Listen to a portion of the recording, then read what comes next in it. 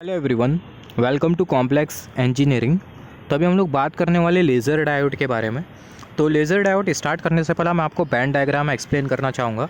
यहाँ पर अगर हम लोग देखें, यहाँ पर हमने कंसिडर किया ये है बैंड डायग्राम। यहाँ पर ये बैंड गैप, ऊपर वाला जो बैंड है वो कौन सा बैंड है, कंडक्शन बैंड है। और जो नीचे वाला जो बैंड हमें जो मिल रहा है, कौन सा बैंड मिल रहा है, वैलेंस बैंड मिल रहा है। तो यहाँ पर ये वाला जो बैंड है वैलेंस बैंड है, ऊपर वाला जो बैंड है कंडक्शन बैंड है। और दोनों के बीच का जो डिफरेंस होता है उसको हम लोग बेसिकली क्या बोलते हैं, बैंड गैप बोलते हैं। इसके बारे में हमने ऑलरेडी डिस्कस किया है। तो यहाँ पर ये वैलेंस बैंड में आपको क्या मिलेगा, वैलेंस बैंड में आपको मिलेंगे वैलेंस इलेक्ट्रॉन। तो ये वैलेंस इलेक्ट्रॉन क्या होते हैं, वैलेंस इलेक्ट्रॉन ऐसे इलेक्ट्रॉन होते हैं जो कि एटम के वैलेंस शेल के साथ टाइटली बाउंडेड होते हैं। तो वैलेंस इलेक्ट्रॉन हमने डिस्कस किया एन नंबर ऑफ टाइम, अगर आपको नहीं पता है तो इसलिए मैं फिर से एक्सप्लेन कर रहा हूँ। तो वैलेंस इलेक्ट्रॉन ऐसे इलेक्ट्रॉन होते हैं जो कि एटम के वैलेंस शेल के साथ बाउंडेड होते हैं।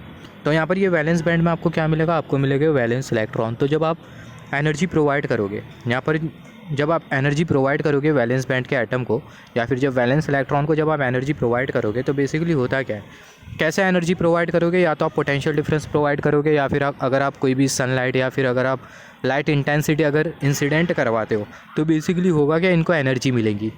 तो यहाँ पर अगर हम लोग देखें, जब आप एनर्जी प्रोवाइड करोगे तो बेसिकली होगा क्या, जो वैलेंस इलेक्ट्रॉन होंगे फ्री इलेक्ट्रॉन में कन्वर्ट हो जाएंगे। और आपने एकदम high amount of energy provide कर दी तो जो फ्री इलेक्ट्रॉन होंगे बैंड गैप को ट्रैवल करेंगे और कहाँ पर चले जाएंगे, कंडक्शन बैंड में चले जाएंगे। मगर आपने एनर्जी उतनी सफिशेंट प्रोवाइड नहीं करी है, तो बेसिकली होगा क्या, जो वैलेंस इलेक्ट्रॉन होगा फ्री इलेक्ट्रॉन में तो कन्वर्ट होगा, और वो जो फ्री इलेक्ट्रॉन होगा बैंड गैप में जाएगा, बैंड गैप में ट्रैवल करेगा। मगर वो जो फ्री इलेक्ट्रॉन होगा कंडक्शन बैंड में नहीं पहुंच पाएगा। वो जो फ्री इलेक्ट्रॉन होगा फिर से कहाँ पर आ जाएगा, वैलेंस बैंड में आ जाएगा। तो यहाँ पर बेसिकली आपको इतनी एनर्जी प्रोवाइड करना पड़ता है, sufficient amount of energy provide करना पड़ता है, ताकि जो वैलेंस इलेक्ट्रॉन है वो फ्री इलेक्ट्रॉन में कन्वर्ट हो जाए, और वो जो फ्री इलेक्ट्रॉन है बैंड गैप को ट्रैवल करे, और वो जो फ्री इलेक्ट्रॉन है वो कौन से बैंड में आ जाए, कंडक्शन बैंड में आ जाए। तो यहाँ पर अगर हम लोग देखें, यहाँ पर हमने कुछ एग्जाम्पल कंसिडर किया। यहाँ पर ये कंडक्शन बैंड में हमने एनर्जी लेवल E1 कंसिडर किया, E2 energy level, E3 energy level. तो हमने किया क्या, जो वैलेंस बैंड है इसमें हमें बहुत सारे एटम मिल रहे थे, और वो जो एटम है उसको हमने एनर्जी प्रोवाइड करी। एनर्जी प्रोवाइड करने की वजह से जो एटम के जो वैलेंस इलेक्ट्रॉन है वो फ्री इलेक्ट्रॉन में कन्वर्ट हो गए, और वो जो फ्री इलेक्ट्रॉन है ये बैंड गैप को ट्रैवल करे, और वो सारे के सारे जो फ्री इलेक्ट्रॉन है वो कंडक्शन बैंड में आ गए, और वो सारे के सारे जो इलेक्ट्रॉन है वो ये E1 एनर्जी लेवल पर एग्जिस्ट कर रहे हैं। यहाँ पर ये जो E1 जो एनर्जी लेवल है वहाँ पर सारे के सारे इलेक्ट्रॉन एग्जिस्ट कर रहे हैं। यहाँ पर ये E1 एनर्जी लेवल, यहाँ पर ये ऊपर वाला जो एनर्जी लेवल है E2 एनर्जी लेवल, ऊपर वाला जो एनर्जी लेवल है E3 एनर्जी लेवल है। तो यहाँ पर अभी अगर हम लोग देखें, यहाँ पर ये जो इलेक्ट्रॉन हमने जो कंसिडर किया E1 एनर्जी लेवल पर, मान लेते हैं ये जो पर्टिकुलर जो इलेक्ट्रॉन आपको जो दिखाई दे रहा है, just as a rough example, यहाँ पर ये जो पर्टिकुलर जो इलेक्ट्रॉन आपको जो दिखाई दे रहा है, जो कि कर्सर की टिप शो कर रही है, ये जो इलेक्ट्रॉन है इसके पास और एनर्जी आ जाती है, या फिर हम लोग बोल सकते हैं जो इलेक्ट्रॉन है इसके पास इतनी एनर्जी है कि जो इलेक्ट्रॉन है वो कहाँ पर चले गया, E1 एनर्जी लेवल से E2 एनर्जी लेवल पर चले गया।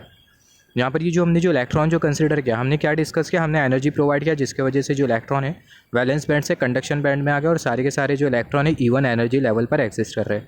मगर ये जो पर्टिकुलर जो इलेक्ट्रॉन है जो कि कर्सर की टिप शो कर रही है, ये इलेक्ट्रॉन को इतनी एनर्जी मिली कि जो इलेक्ट्रॉन है E1 एनर्जी लेवल से कौन से एनर्जी लेवल पर चले गया, E2 एनर्जी लेवल पर चले गया। तो यहाँ पर जो इलेक्ट्रॉन है वो लोअर एनर्जी लेवल से हायर एनर्जी लेवल पर चले गया। जो E1 जो एनर्जी लेवल है वो कम है, उससे ज़्यादा है, E2 उससे ज़्यादा है, E3 एंड सो ऑन। तो ये वाला जो इलेक्ट्रॉन है वो लोअर एनर्जी लेवल से हायर एनर्जी लेवल पर चले गया। तो यहाँ पर ये जो प्रोसेस होता है इसको हम लोग बोलते हैं एब्जॉर्प्शन प्रोसेस। तो यहाँ पर flow of electron from lower energy level E1 to higher energy level E2 is called as absorption process. तो जो प्रोसेस होता है इसको हम लोग कौन सा प्रोसेस बोलते हैं, एब्जॉर्प्शन प्रोसेस बोलते हैं। फिर उसके बाद हुआ क्या, जो इलेक्ट्रॉन जो हायर एनर्जी लेवल पर गया था, हायर एनर्जी लेवल पर ये जो इलेक्ट्रॉन है थोड़ी देर रुका। Just as a rough example, ये जो इलेक्ट्रॉन है हायर एनर्जी लेवल पर थोड़ी देर एग्जिस्ट किया। फिर उसके बाद हुआ क्या, जो इलेक्ट्रॉन है अगेन हायर एनर्जी लेवल से लोअर एनर्जी लेवल पर आ गया। वाला जो इलेक्ट्रॉन है जो ऊपर गया था वो फिर से हायर एनर्जी लेवल से लोअर एनर्जी लेवल पर आ गया। तो यहाँ पर अगर हम लोग देखें, जब इलेक्ट्रॉन हायर एनर्जी लेवल से लोअर एनर्जी लेवल पर आता है, यहाँ पर अगर हम लोग देखें, when electron comes to lower energy level from higher energy level, then in entire process electron will release energy, and process of releasing energy is known as spontaneous emission. तो ये बहुत इंपॉर्टेंट है, दोनों आप नोट डाउन कर लो। जैसे कि हमने डिस्कस किया, जब इलेक्ट्रॉन हायर एनर्जी लेवल से लोअर एनर्जी लेवल पर आता है तो ओवरऑल प्रोसेस में जो इलेक्ट्रॉन है एनर्जी का एमिशन करता है, और ये जो एनर्जी का जो एमिशन होता है इसको हम लोग बेसिकली स्पॉन्टेनियस एमिशन बोलते हैं। कौन सा एमिशन बोलते हैं, स्पॉन्टेनियस एमिशन बोलते हैं। तो ये जो पॉइंट है आप इसको नोट डाउन कर लो। तो जैसे कि हमने डिस्कस किया, जब इलेक्ट्रॉन हायर एनर्जी लेवल से लोअर एनर्जी लेवल में आता है ओवरऑल प्रोसेस में एनर्जी रिलीज़ होती है, जिसको हम लोग बेसिकली बोलते हैं स्पॉन्टेनियस एमिशन। और ये जो प्रोसेस होता है एनर्जी रिलीज़ होने का, उसको हम लोग बोलते हैं स्पॉन्टेनियस एमिशन। यहाँ पर अभी अगर हम लोग देखें, जैसे कि हमने डिस्कस किया था थोड़े टाइम पहले, जो इलेक्ट्रॉन होता है वैलेंस बैंड से कहाँ पर जाता है, कंडक्शन बैंड में जाता है, अगर हम लोग सफिशिएंट एनर्जी प्रोवाइड करें तो। मगर जो इलेक्ट्रॉन है, और यहाँ पर ऐसा भी हो सकता है जो इलेक्ट्रॉन है वो कंडक्शन बैंड में गया, कंडक्शन बैंड में जाने के बाद जो इलेक्ट्रॉन की जो एनर्जी वो जीरो हो गई, तो जो इलेक्ट्रॉन है वो कंडक्शन बैंड से कहाँ पर आ जाएगा, वैलेंस बैंड में आ जाएगा। तो जब इलेक्ट्रॉन कंडक्शन बैंड से वैलेंस बैंड में आ जाएगा तो होगा क्या, जो इलेक्ट्रॉन और जो होल है उसका रिकॉम्बिनेशन हो जाएगा। ये हमने डिस्कस किया था रिकॉम्बिनेशन प्रोसेस में। यहाँ पर अभी अगर हम लोग देखें, यहाँ पर हमने समझा स्पॉन्टेनियस एमिशन का मतलब क्या होता है, जब इलेक्ट्रॉन, यहाँ पर हमने स्पॉन्टेनियस एमिशन का मतलब समझा। फिर उसके बाद यहाँ पर हमने एब्जॉर्प्शन प्रोसेस का मतलब भी समझा। यहाँ पर अभी अगर हम लोग देखें, यहाँ पर एक एग्जांपल कंसीडर कर लेते हैं। यहाँ पर ये वैलेंस बैंड और यहाँ पर ये बैंड गैप और यहाँ पर ये कंडक्शन बैंड। यहाँ पर ये जो E1 एनर्जी लेवल पर सारे के सारे जो इलेक्ट्रॉन्स है, हमने एनर्जी प्रोवाइड करी है सारे के सारे इलेक्ट्रॉन को जो कि E1 एनर्जी लेवल पर एग्जिस्ट कर रहे हैं। ये जो E1 एनर्जी लेवल पर जो इलेक्ट्रॉन जो एग्जिस्ट कर रहे हैं, ये सारे के सारे इलेक्ट्रॉन को हमने एनर्जी प्रोवाइड करी, और वो एनर्जी की वजह से होता क्या है, जो इलेक्ट्रॉन है वो E1 एनर्जी लेवल से E2 एनर्जी लेवल पर चले जाते हैं। तो हम लोग देख सकते हैं जो इलेक्ट्रॉन है E1 एनर्जी लेवल से E2 एनर्जी लेवल पर चले गए। तो यहाँ पर अगर हम लोग देखें E2 एनर्जी लेवल पर जो नंबर ऑफ़ चार्ज कैरियर है उनकी जो डेंसिटी है वो बढ़ गई। E1 एनर्जी लेवल पर जो नंबर ऑफ़ चार्ज कैरियर है उनकी जो डेंसिटी है वो घट गई। तो यहाँ पर अगर हम लोग देखें E2 एनर्जी लेवल पर जो नंबर ऑफ़ चार्ज कैरियर हमें जो दिखाई दे रहे हैं उसको हमने शो किया N2 से। E1 एनर्जी लेवल पर जो नंबर ऑफ़ चार्ज कैरियर है उसको हमने शो किया N1 से। तो यहाँ पर ये जो N1 है वो हमें क्या इंडिकेट कर रहा है, जो N1 है वो हमें इंडिकेट कर रहा है number of charge carrier at E1 energy level, और जो N2 है वो हमें क्या इंडिकेट कर रहा है, number of charge carrier at E2 energy level. तो यहाँ पर बहुत हद तक क्लियर है कि जो चार्ज कैरियर हमें जो दिखाई दे रहा है N2 जो हमें जो दिखाई दे रहा है वो ग्रेटर है N1 के कंपैरिजन में। तो यहाँ पर अगर हम लोग देखें N2 जो है वो ग्रेटर है N1 के कंपैरिजन में, मतलब जो नंबर ऑफ़ चार्ज कैरियर है हायर एनर्जी लेवल पर वो ग्रेटर है in comparison with number of charge carrier at lower energy level. हमने डिस्कस किया था जो E1 जो एनर्जी लेवल है लोअर है, उससे ज़्यादा E2 एनर्जी लेवल है, उससे ज़्यादा E3 एनर्जी लेवल है। तो यहाँ पर अगर हम लोग देखें जो N2 है वो ग्रेटर है N1 के कंपैरिजन में, तो यहाँ पर ये जो प्रोसेस होती है, ये जो कंडीशन होती है, इसको हम लोग बोलते हैं पॉपुलेशन इन्वर्जन कंडीशन। तो जो कंडीशन होती है, this condition is known for population inversion condition. तो यहाँ पर आपको 3 कॉन्सेप्ट बहुत अच्छी तरीके से पता होना चाहिए। सबसे पहले हमने डिस्कस किया एब्जॉर्प्शन प्रोसेस के बारे में, फिर हमने डिस्कस किया स्पॉन्टेनियस एमिशन प्रोसेस के बारे में। स्पॉन्टेनियस एमिशन से हमने क्या समझा, जब इलेक्ट्रॉन हायर एनर्जी लेवल से लोअर एनर्जी लेवल पर आता है तो जो इलेक्ट्रॉन होता है वो एनर्जी को रिलीज़ करता है, और ये जो प्रोसेस होता है एनर्जी को रिलीज़ करने का, इसको हम लोग बोलते हैं स्पॉन्टेनियस एमिशन। फिर उसके बाद हमने एब्जॉर्प्शन से क्या सीखा, जब इलेक्ट्रॉन लोअर एनर्जी लेवल से हायर एनर्जी लेवल पर जाता है, जब इलेक्ट्रॉन लोअर एनर्जी लेवल से हायर एनर्जी लेवल पर जाता है तो ये जो प्रोसेस होता है इसको हम लोग बोलते हैं एब्जॉर्प्शन प्रोसेस। फिर उसके बाद हमने डिस्कस किया पॉपुलेशन इन्वर्जन कंडीशन के बारे में हमने डिस्कस किया।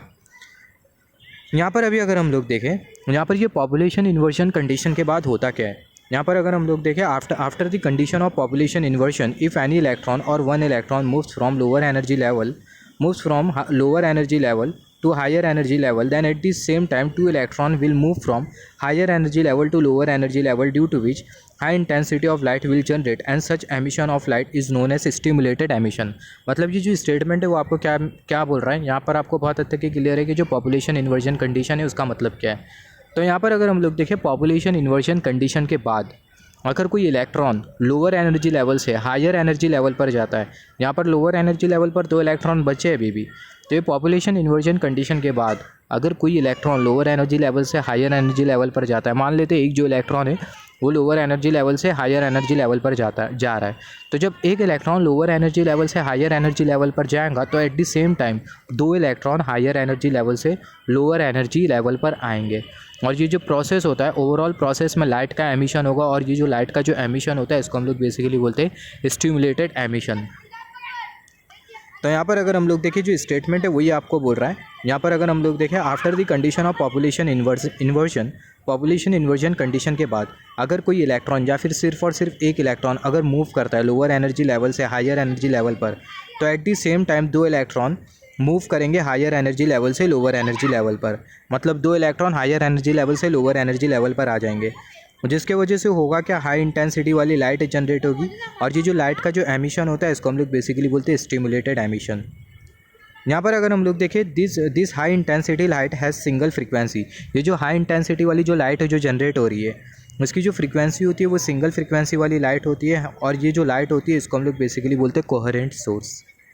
यहाँ पर अगर हम लोग देखें जिस सेम प्रिंसिपल हमें मिलता है लेज़र डायोड में। तो लेज़र डायोड में सिर्फ आपको पता होना चाहिए कोहेरेंट सोर्स का मतलब क्या होता है, यहाँ पर ये स्टिमुलेटेड एमिशन का मतलब क्या होता है, और ये पॉपुलेशन इन्वर्जन कंडीशन का मतलब क्या होता है। यहाँ पर ये जो लेज़र डायोड होता है इसका जो फुल फॉर्म होता है वो क्या होता है, light amplification by stimulated emission of radiation. और जब भी आप लेज़र डायोड एक्सप्लेन करोगे तो आपको ये सारे के सारे जो कॉन्सेप्ट है वो एक्सप्लेन करना होगा। कोहेरेंट सोर्स का मतलब क्या होता है, स्टिमुलेटेड एमिशन का मतलब क्या होता है, पॉपुलेशन इन्वर्जन का मतलब क्या होता है, एब्जॉर्प्शन का मतलब क्या होता है, स्पॉन्टेनियस एमिशन का मतलब क्या होता है। क्योंकि जो लेज़र डायोड है उसका जो वर्किंग प्रिंसिपल होता है वो इसी के साथ ही एसोसिएटेड होता है।